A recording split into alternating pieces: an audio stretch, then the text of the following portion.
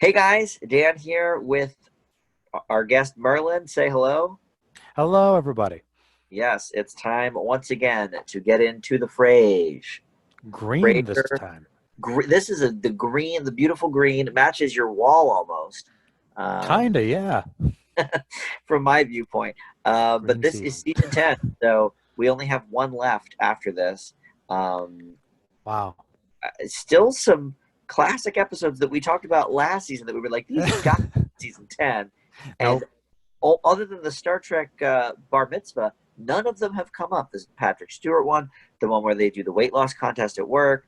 These all must be in season 11 somewhere. That's so weird, yeah. Very, very odd. I swear I remember the Patrick Stewart one being like in season 7. They held them out on him, man. Yeah, I guess so. All right, so we're going to go through these episode by episode like we do. We'll do the first half of the season. And once again, this is another great 24 episode season. So we'll do 12 and 12. And we'll start with number one, the ring cycle. This is, first of all, I should point this out. So we hate Daphne's mom so much that we were trying to think at the end of our season 9 wrap up if she appears in the show anymore. And we've both seen Frasier so many times, yet we both completely forgot she's in this entire season as a recurring guest because she's still living with them this whole time. She doesn't really go away, no. Correct. And I want to make an adjustment because I kept calling her Millicent Moon, but that's not true. Her name's Gertrude Moon. The actress is Millicent Martin. So Oh. that's getting at because I in the first episode she pops up and Martin calls her Gertrude, and I was like, wait, I was calling her Millicent on that podcast. So I Oops. went. That's why with the her real name. Well, But all right, yes, Dan, so to be tell fair, me. how many hardcore Frasier fans are going to come after you for not knowing Daphne's mom's name? How beloved is No, she? Exactly. nobody probably, Yeah. but I knew. So I wanted everyone to know that I realized my own error. All right, so Accuracy. episode one, Daphne and Niles go to Reno to get married.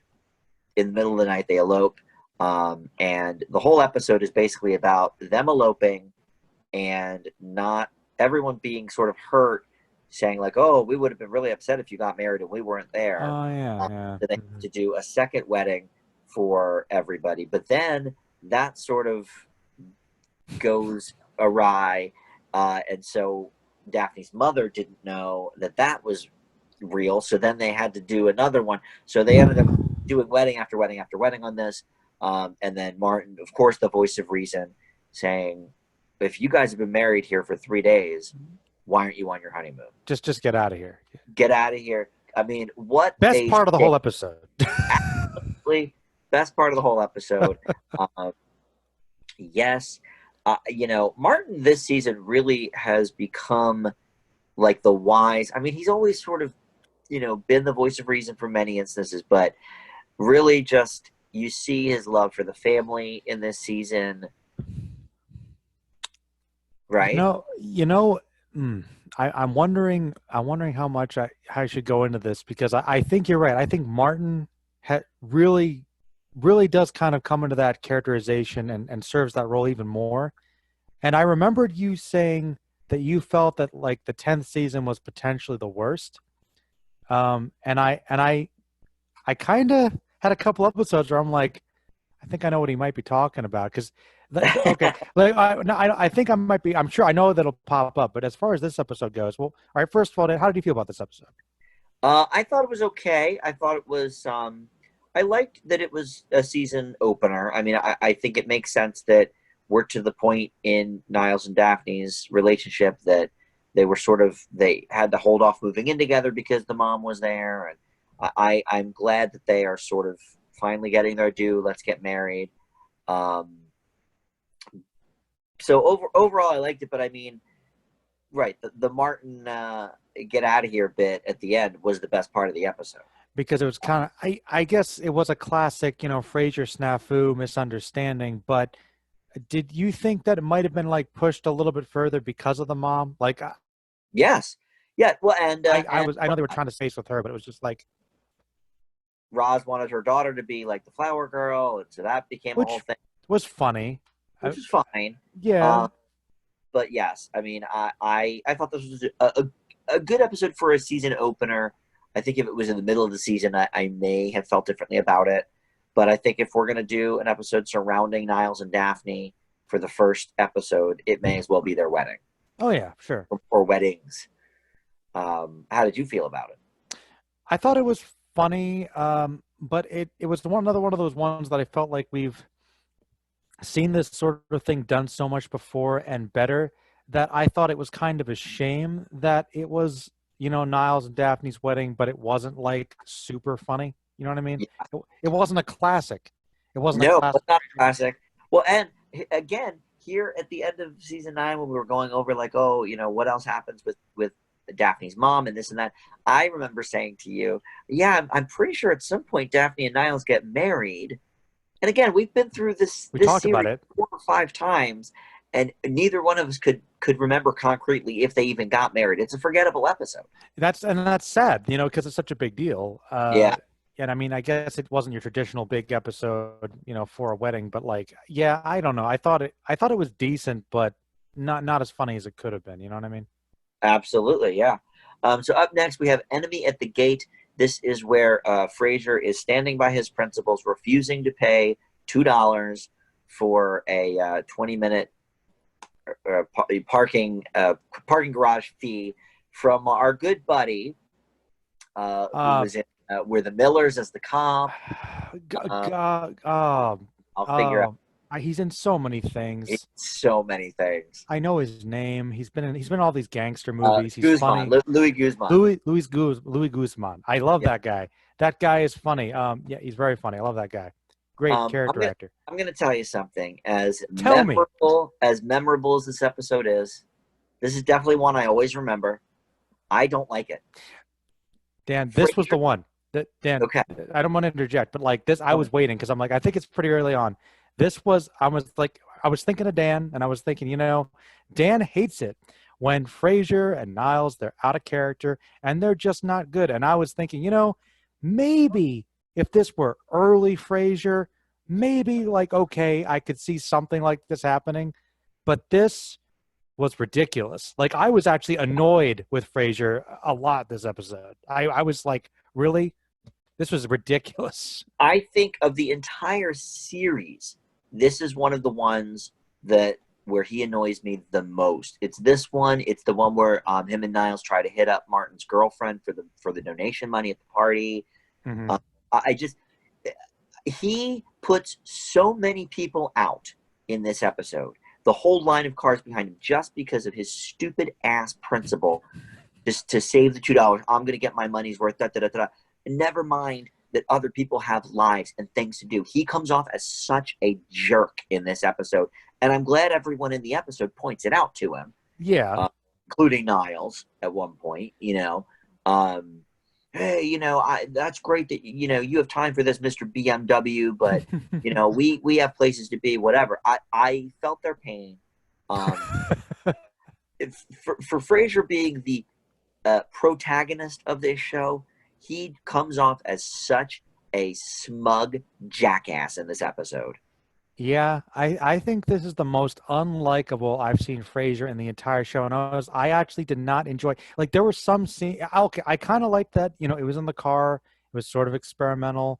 Right. There were some interesting things, but the way his character was written and the way he was directed, I felt like it was just unpleasant to watch sometimes. Like, I wanted it to be over, and I felt it was uncomfortable. Like, I felt bad for the other people in the situation. And I did kind of like it when Guzman gets the one over on him, though, like when he goes over again. Yes. Yeah, well, and, he was offered several outs, which several outs. And he just won't do it. And I can't with this episode. It's a memorable one because I always remember, the stance that he takes, but it's memorable as one of my least favorite Frasier episodes. But do you agree with me that if it was an early Frasier episode, maybe it could have been a little more acceptable? You'd think that, Yeah, like, after all these years, like, especially, okay, like maybe for I Frasier to agree. make a big deal about it, like, okay, in the beginning. But you're right, in the episode, they give him so many chances to keep his dignity and move on, and it gets You ridiculous. can't do it. Yeah, I really I hate it. It's not.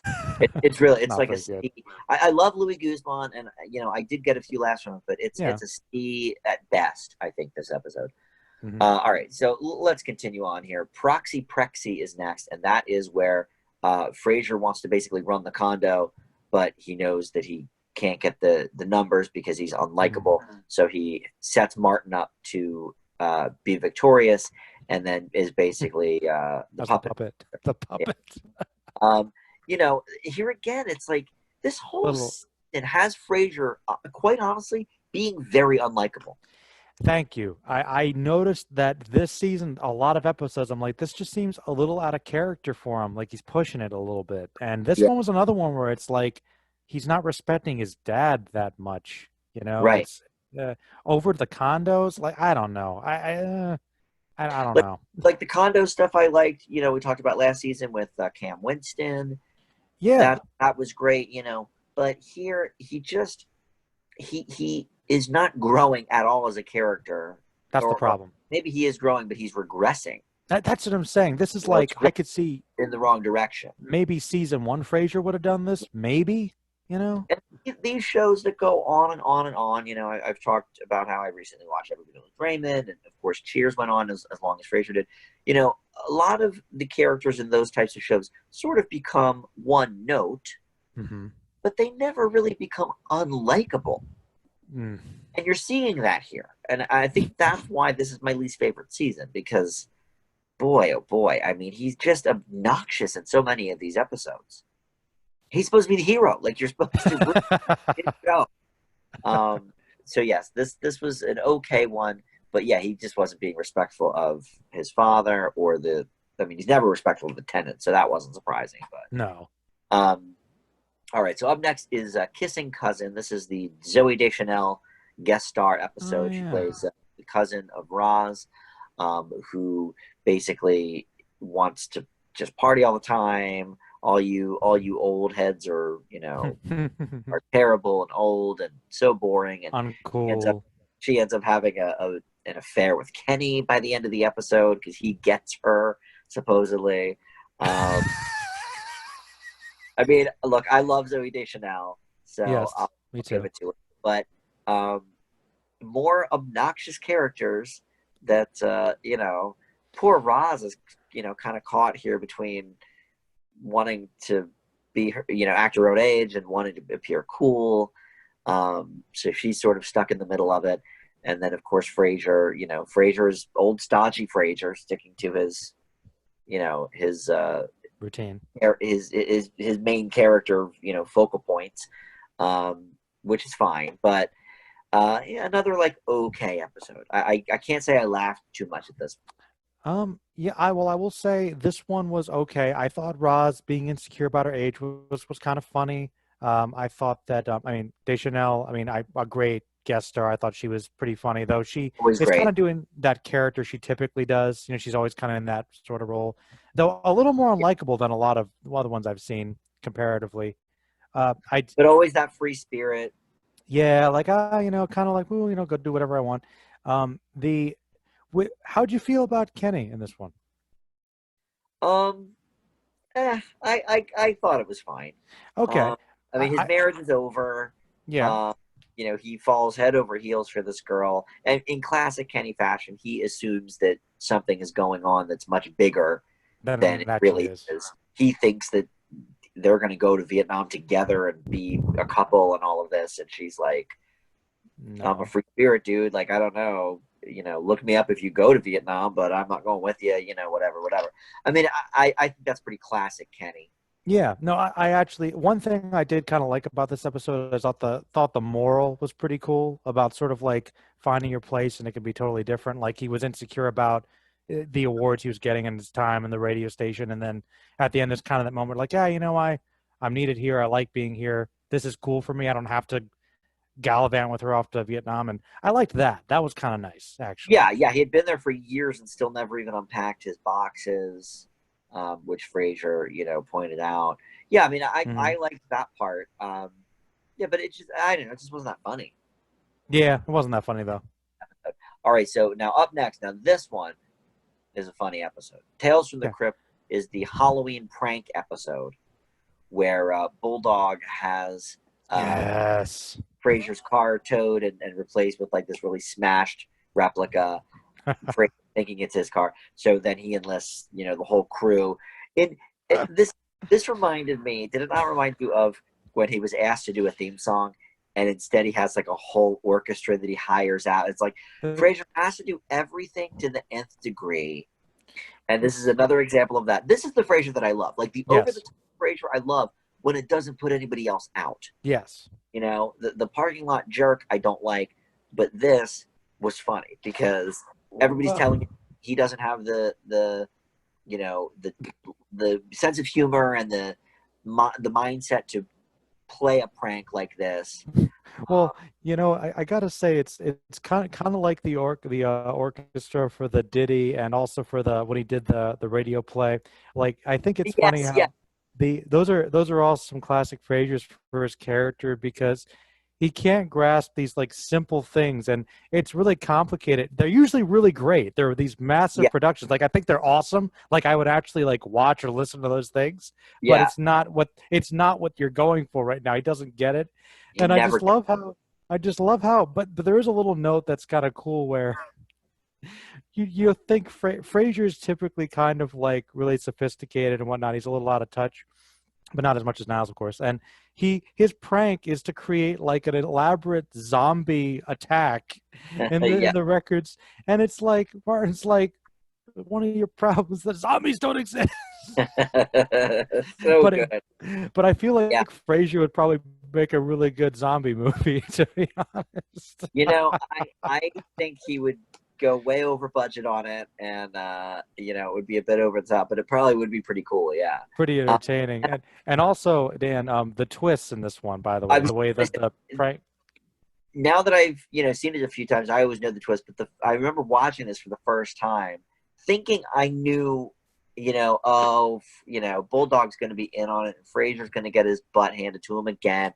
But then, the true twist is so good, and I did not see it coming when I first saw the episode. So this is definitely these two right in a row here, because up next is the Star Trek Bar Mitzvah. These two, I think, are the finest of the season. So let's get into it. Star Mitzvah Best episode. Okay, is I've been waiting to talk about it for one of months. it's easily one of the most memorable of all the Frasier episodes. It's so funny, and so this is very quickly because I'm going to let you really talk about it first. But the essential plot is that Lilith. This is the Lilith episode for the season. Frederick is turning 13. He's going to have his bar mitzvah, so they want everybody there. They're going to, fly out and do it. But the problem is he doesn't know Hebrew and he wants to speak in Hebrew, give his son a nice, message in Hebrew. But to do that, Noel wants a favor at a Star Trek convention. He fails to do the favor. So Noel, as a gag, teaches him Klingon instead, which Freddie's friend picks up on. This is one of the all-time classics. This is one of the greats, Dan. Like this really is like, man, it's and you pretty much you gave the synopsis. It's just great. I think this, I'm so happy to see Noel, and he gets a little more to do this season. But this is the shining moment of that character. Like This is the greatest Noel moment of all. it is. It is the Noel moment, and I, there's so many little things. I mean, first of all, like just the general idea of the prank is hilarious because Yep. Frasier thinks he's doing it perfectly, and the rabbi's like, "It's total gibberish." Like, like that's not Hebrew. That's Klingon. Yeah. I think one of my favorite little moments is actually when Noel is asking for his help, and he's like, "Hey, could you get all the captains are going to be there? Can you get a signature of this photograph, Scott Bakula?" He's like, oh, you must be really prepared for this. I'll carry around a picture of Scott Bakula. He's like, oh yeah, that's totally why I have it. Yeah. It's like, Well, and it was a great to setup. to this point, Noel has been really only a love interest of Roz. I mean, Roz is not interested, but he's interested in her, and he's been a Star Trek nerd. That's it. That's his defining characteristic. That's the defining character. But in this episode, we see that he's also got a little bit of a wicked streak Mm-hmm. because he is basically trying to screw Frasier over because he Oh didn't get yeah. her. Well, And then it's also Frasier. How about how Frasier repays him? well. First of all, I mean, I think it's very important why it's a great character moment. Of course, why I appreciate it is because obviously Noel's a hardcore Star Trek fan, loves science fiction, and Frasier, kind of says, "Oh, I'm sorry about this, but whatever, it's just science fiction, stop obsessing over it, grow up." Kind of, it's not just the fact that he missed the autograph. He like kind of tore into him about Right, Star Trek, right. which you could tell Noel was like, oh, "I'm gonna get back at you for that one," but Which is then. it's such a laugh because Frasier is that way with opera or with wine or Exactly. just because it's Exactly. meaningless to him, he can't see the forest for the trees. Exactly. And that, of course, is classic Frasier. But Yeah, Frasier realizes, okay, he was too mean. He went too far. And then what I thought was really awesome is he gets him like a wig from the City on the Edge of Forever, I think it is, yeah, the actress. Yeah. And I was like, oh, that's like talk. That's awesome. Like yeah, that's worth more. I mean, I was like, oh, that's a cool thing. But and of course, Noel's like, oh man, I screwed up, but he can't reach him in time because cell phone's off or whatever, can't reach him. So yeah, man, just that's just classic Frasier right there. Yeah. A I mean, plus episode probably for you. also A plus for me, and also the rabbi is hilarious in this. Like, you must be very proud of your son, not of yourselves. Because Lilith, the subplot, of course, is Lilith is trying to not embarrass your son, but she does anyway. You know, Yeah. what those brief moments where she gets emotional are pretty great. I like Lilith. Do we not like Lilith? I think we do. I know No, she's we like Lilith a lot. like, I feel like, I mean, I don't know. Like, Remember, we had the conversation about Maris being so unlikable, yeah. Lilith being so likable. But I mean, like, You know, even difference. obviously We know Lilith. we do, and I just obviously we aren't privy to everything, and she's a butt of jokes, which is fine. But I don't know. Personally, I like the character. I don't. I don't think she's as bad as she's made out in the show. I think she's just amusing. But Well, I think she's made out on the show so horribly because she was not a very loving wife. yeah, Um, but look, it's been proven time and time again that she is a very good mother. yeah. I think at the end of the day, that's the most important thing to Frasier. And I shouldn't even say this is the Lilith episode of the season because there's two. There's the one where she, which we'll get to in part two of this, Hmm. where she wants his sperm. Yeah. That comes up in this season too. So she's actually got two big episodes in this season. All right, so let's move on here. There's a three-parter really, but each one has different subplots. This is where Niles is in the hospital, um, Oh, and yeah. it starts with the maid, the new maid of the house, played by Anna Gasteyer from Saturday Night Live. That basically Martin goes out of his way to kind of prove Frasier wrong, that his instincts are better than his, and so he hires this Trish who is horrible, and Martin ends up kind of doing everything for her, until she ends up getting fired. But that's sort of the subplot. The other part is Niles keeps defying all of these odds. He keeps winning these fanny packs on the soda can. Something about they're struck by lightning or something. Yeah. That he flipping the coin, that his car got struck by lightning. He ended up flipping the coin and it landed like heads 50 times in a row or whatever. So finally he decides to go to the doctor, and yes, he needs to right away go in for surgery. So that's kind of part one. Then part two, Rooms with a View, is really all about the hospital. The Hmm. whole episode pretty much takes place there, although there's flashbacks throughout between Frasier and Niles being younger. Hmm. Roz coming in with Alice when shortly after she's born. So we see some flashbacks there. And then number 3, Don't Go Breaking My Heart. That is where Niles is talking about his near-death experience and is really sort of laying it on pretty thick to everybody.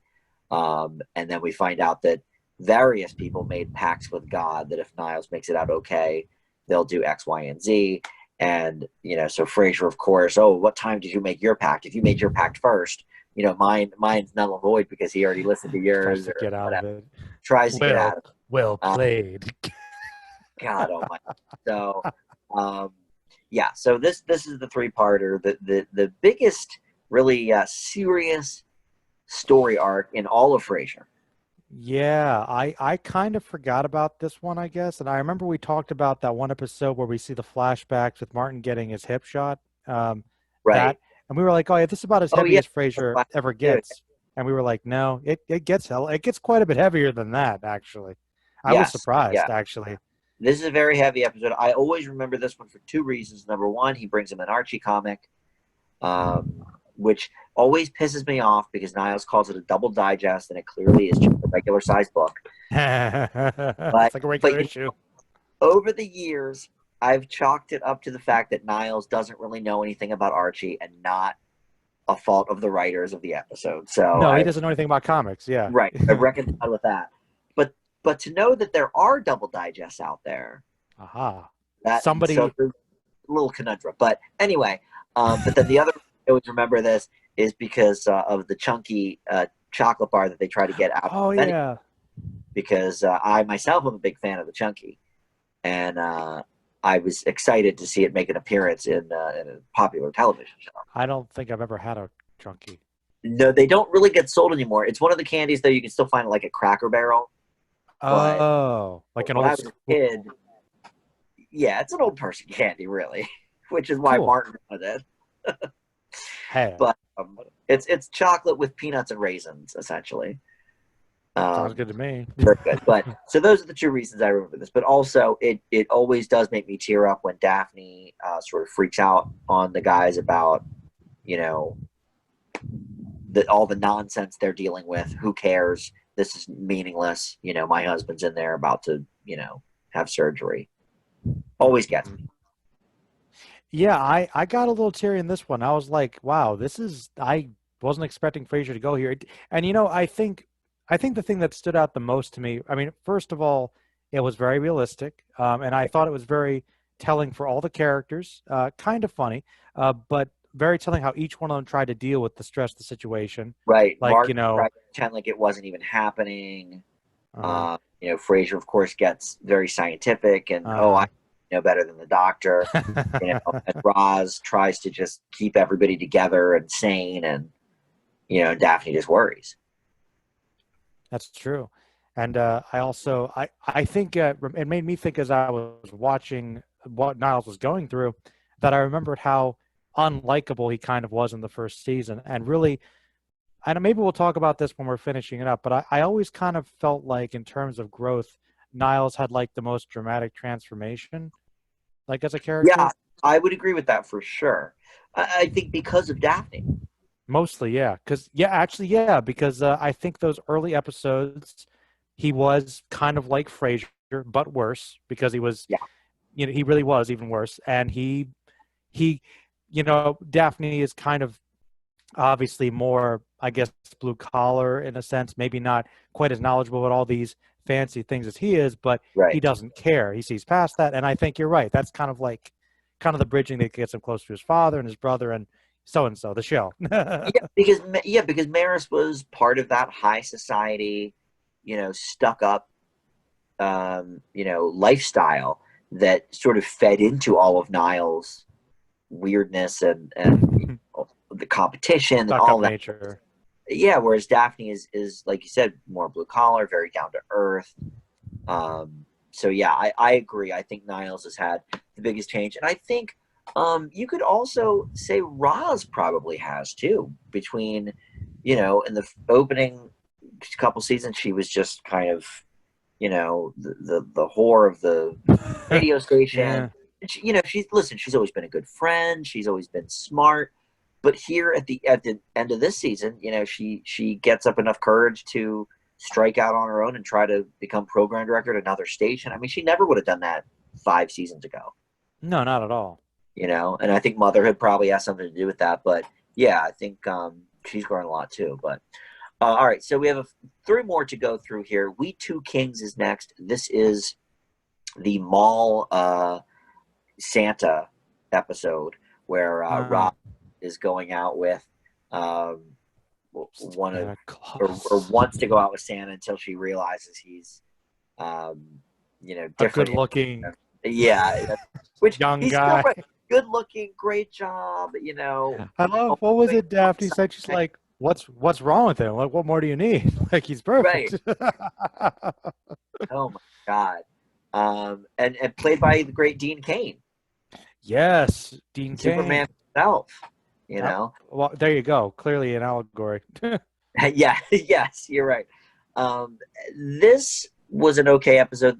That was sort of the B plot, I guess. The A plot really is the sneaking of the gifts to the to the night watchman job Martin has, because they weren't going to be spending Christmas together, because they were fighting too much, and Martin was sick of it because they each wanted to have Christmas at their place. So Martin isn't picking up a shift on Christmas Day, and so they were like, well, let's bring Christmas to him. And so that's where the farce comes in. We haven't had a lot of Frasier farce yet this season, but here certainly I think this is another unmemorable episode. Yeah, with all the different gifts and mixing up which ones are where, I was like, It's okay, but it's just not that funny. And yeah, I thought it was one of the weaker ones, to be honest. Yes, I agree. A very generic and unmemorable episode.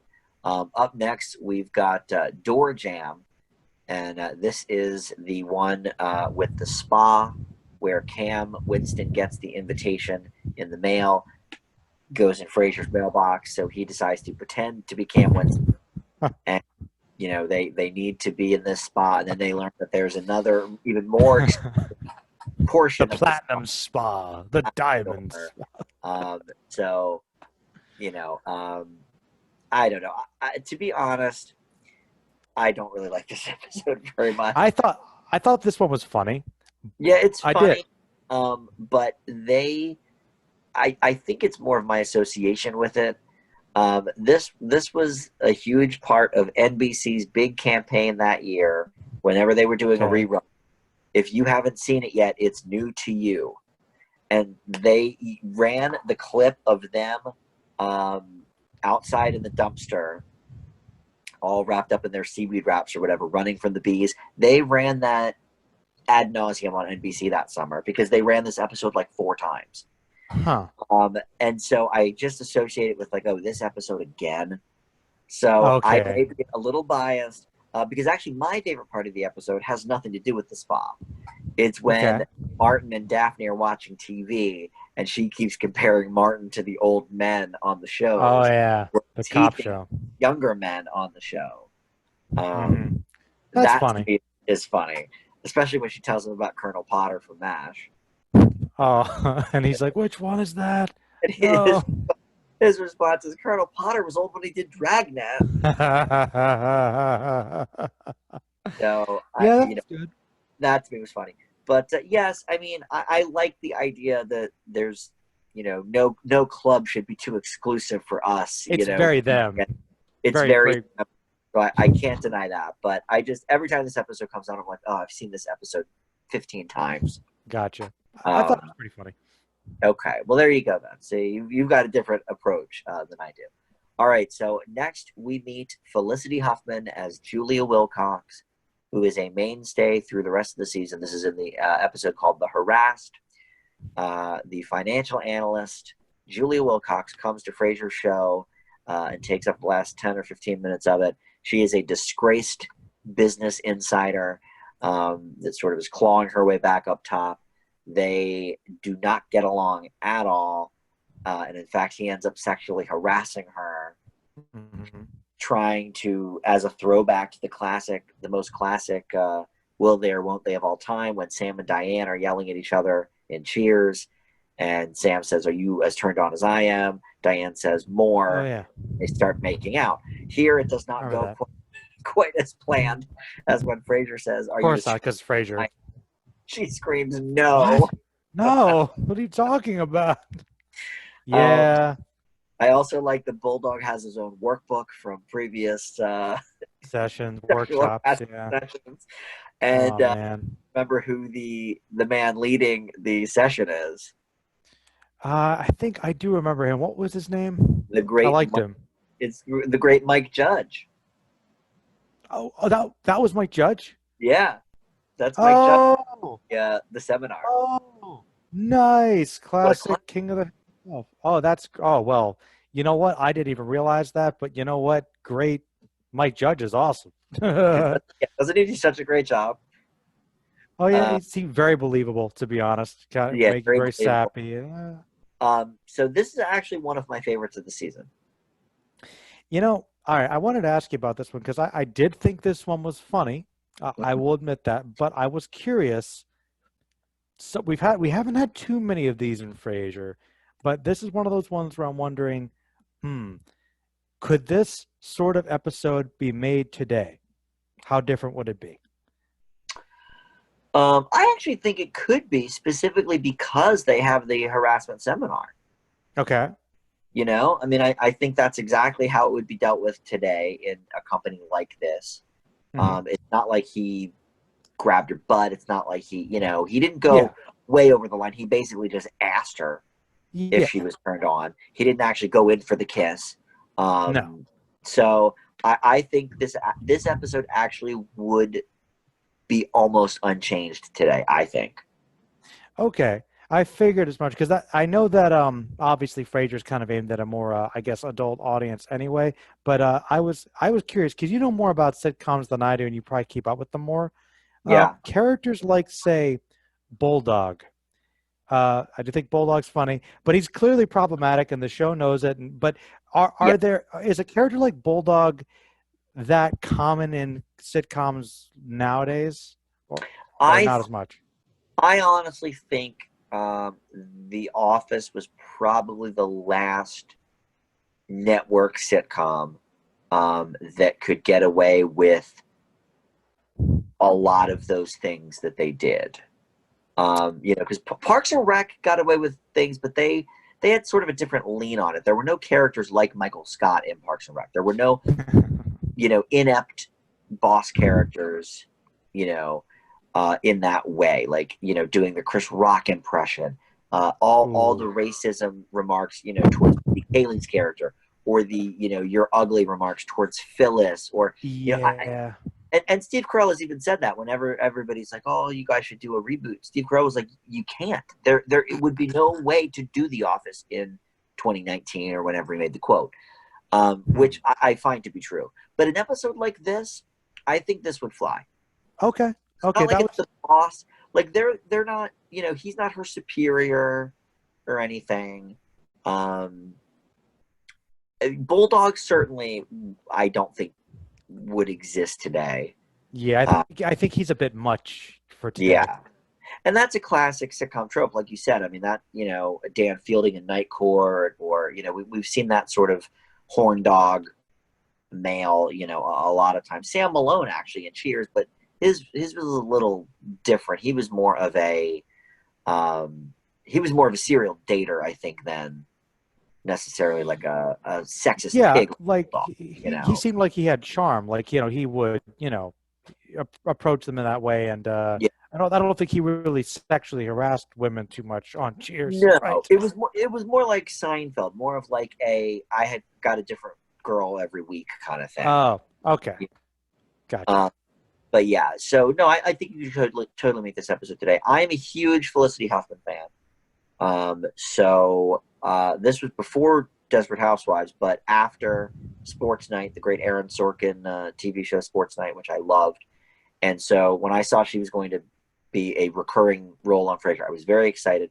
I find the character up and down. There are some episodes where I don't really like her, but this first one I really do. Hmm. I don't know if I really liked her that much in this one, to be honest. I thought she was a pretty good antagonistic force, and I agree with you. I think she's very up and down, and as we are right now, I'm starting the last season, and I still don't know how I feel about the character. Right. So like I don't remember the last couple seasons of Frasier that well, so I. Hmm, I don't know. I agree with you. I like the actress. I think the character is there's definitely some chemistry there with Frasier as we Yeah. see, but I don't know. Even now, after finishing this season, I'm not totally sold on the character. Okay. I think specifically in this episode, um, it's so well written because this is exactly how a person that is seen a very public fall in her career and is sort of clawing her way back up to the top, sort of tail between her legs, taking her lump. She's got a chip on her shoulder, and it makes Oh, sense. definitely, definitely. Especially with Roz, like we talked about, becoming more assertive and more sure of herself, that they would have this sort of face off right from the start. Hmm. All right, so that's it for this first half of the season. All Uh, right. we'll end on a very interesting episode, I think, and one that has weight throughout the whole rest of the season, and certainly in the season finale. Uh, Definitely. so, all right, we will be back next week with part 2 of season 10. We're getting down to the wire here, just a few more episodes, really, and then we'll be done. But thanks for Indeed. joining, as always, Joe, and we'll see you next time. Bye. Bye bye.